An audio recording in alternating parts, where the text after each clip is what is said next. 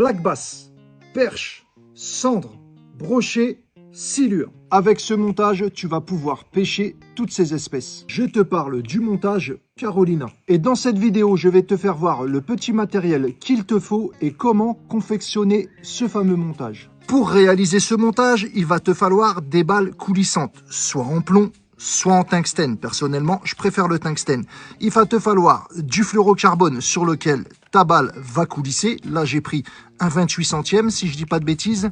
Il va te falloir des perles. Il en existe en plastique dur et en verre. Moi, personnellement, je préfère les perles en verre. Il va te falloir des stop flottes, des petits émerillons barils, un badling fluorocarbone. Là, c'est du 20 ou 22 centièmes. Et des hameçons texans. Dans un premier temps, je vais venir raccorder mon fluorocarbone de 28 centièmes sur mon corde-ligne qui lui est en tresse et je vais en prendre une longueur de 1 m à 1 m 50. Voilà, c'est chose faite. Et si tu te demandes quel nœud j'ai bien pu utiliser pour venir raccorder mon fluorocarbone à ma tresse, je t'invite à te balader sur mon profil, il y a plusieurs tutos. Maintenant, tu vas prendre tes stop flottes et tu vas venir en faire coulisser d'abord un sur ton fluorocarbone en 28 centièmes. Hop. Ensuite, tu prends ta balle, tu vas venir aussi la positionner sur ton fluorocarbone, ce qui va te donner ceci. Là, tu vas prendre une perle, toujours pareil, tu viens la positionner sur ton fluorocarbone, ce qui va te donner ceci. Une fois que ta perle est enfilée sur ton fluorocarbone, tu vas finir toujours pareil avec un stop flotte et tu vas comprendre pourquoi ce stop flotte. Voilà.